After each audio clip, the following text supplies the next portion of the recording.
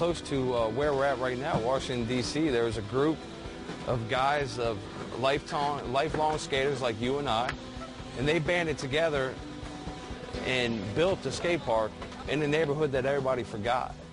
And they had this concept to build it with a green mindset.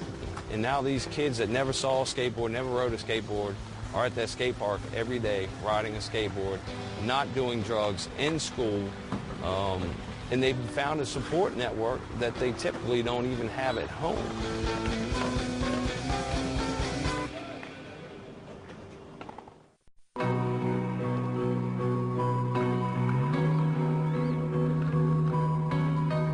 The Green Skate Lab in Washington, D.C.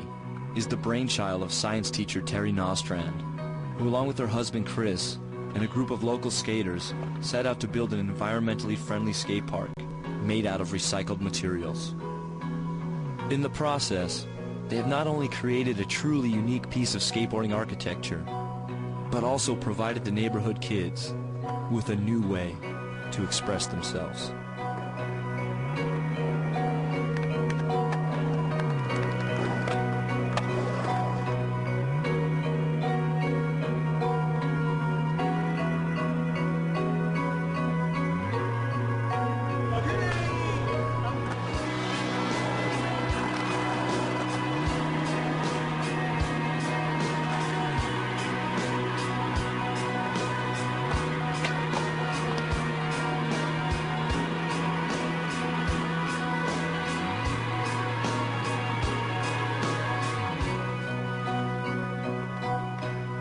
When you walk up on this, I mean, this looks pretty epic.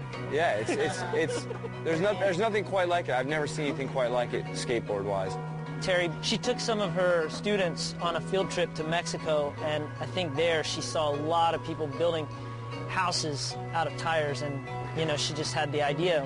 So the idea to build the bowl out of tires, that started with Terry.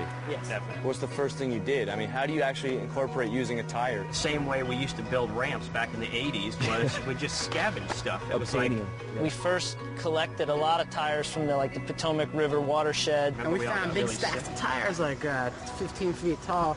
And we saw trees growing through the tires that were 15-year-old trees. And in another 5 years, the tire's going to be squeezing around the tree, and it's eventually going to choke it out. So, anything you can take away from the environment and put somewhere where it's going to be useful and it's not going to do that to Mother Nature. Right. So not only can you build a skate park that your community can use, but you can do it in a way where you're recycling and it's green and it's eco-friendly. And it's more cost-effective. More cost-effective. I'd say 75%, if not more, of the coping was recycled from an old swimming pool. We recycled the fence from the site. The drain actually feeds out into the park there, and when the water drains out of the bowl, it recycle rainwater. I mean, pretty much everything except for the concrete. Some of the rebar and some of the pool block, but for the most part, I'd say that it's probably 85% recycled material. It's positive right from the beginning. It's skaters coming together. Yep. It's a green project. It's something that's serving the community and the global skate scene, really. Yeah. Classroom. Yeah, it's a classroom. It's a positive place where you can come and do your thing, express yourself.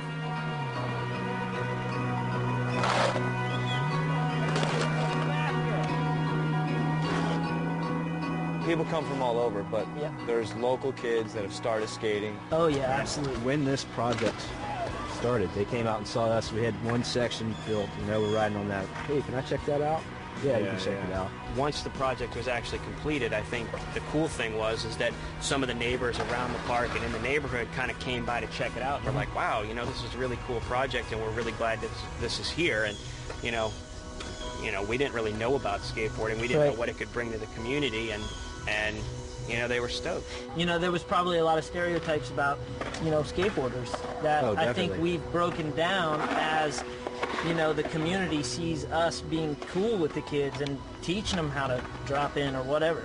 I've had parents come up to me and they've thanked me and said, my kid skateboards and doesn't get into trouble because of this. This park stands, or this bowl stands, as testament to what skateboarders can do when they put their minds to it. But it's pretty cool to see just what you can give out to other people when they come up and they're just stoked on skateboarding.